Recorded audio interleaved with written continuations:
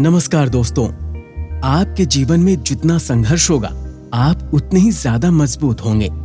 संघर्ष आपको परेशान नहीं करता बल्कि आपको परिस्थितियों से लड़ने की शक्ति देता है। तो आइए इस कहानी से इस बात को समझते हैं। स्वागत है आपका संस्कार टेल्स की कहानियों की दुनिया में। आइए सुनते हैं ये रोचक कहानी। एक गांव में एक किसान रहता था। वो दिन भर खेत में मेहनत कर उसमें उपजी फसल से अपने परिवार का भरण पोषण करता था। लेकिन कुछ वर्षों से मौसम की मार के कारण उसके खेत में अच्छी फसल नहीं हो पा रही थी। कभी बाढ़ तो कभी ओले तो कभी सूखे से उसकी फसल बर्बाद हो रही थी। इस कारण वो बड़ा दुखी रहता था। एक दिन दुखी होकर वो परमात्मा को कोस रहा था। तभी परमात्मा ने उसे दर्शन दिए और उसके दुख का कारण पूछा। किसान बोला, हे भगवान, आपको खेती की कोई जानकारी नहीं है। आपके कारण हर साल मेरी फसल बर्बाद हो जाती है और मेरे परिवार के सामने भूखे मरने की नौबत आ जाती है।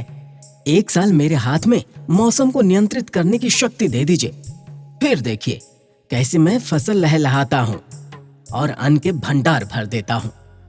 ठीक है, आज से तुम ही मौसम को नियंत्रित करो। मैं इसमें कोई दखल नहीं दूंगा। तथास्तु। किसान बहुत खुश हुआ। उसने उस साल गेहूं की फसल बोई। मौसम का पूरा नियंत्रण उसके हाथ में था। उसने धूप पानी सब अपने हिसाब से आने दी।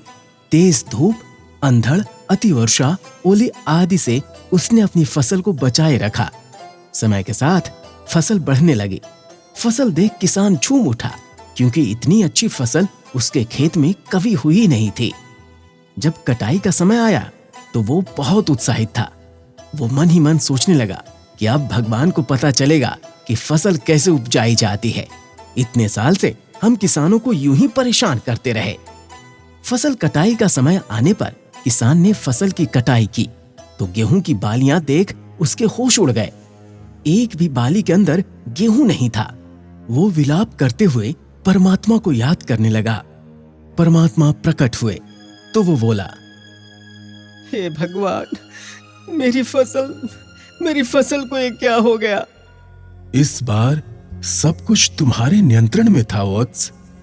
तुमने हवा, पानी, धूप सब कुछ तो फसल के अनुकूल रखी, फिर भी वो खोखली रह गई।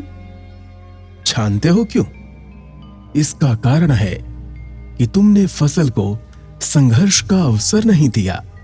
न वो कड़ी धूप में तपी, न ही बारिश की तेज बौछारों को सहा, न ही वो तूफानी अंधड़ से जूझी। इस कारण वो खोखली रह गई। कड़ी धूप, तेज वर्षा, आंधी तूफान जैसी चुनौतियों के आगे फसल खुद को बचाने का संघर्ष करती है।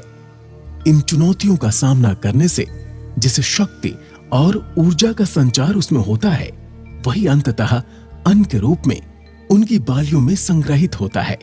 इस बार बिना संघर्ष के वे खोखली रह गईं।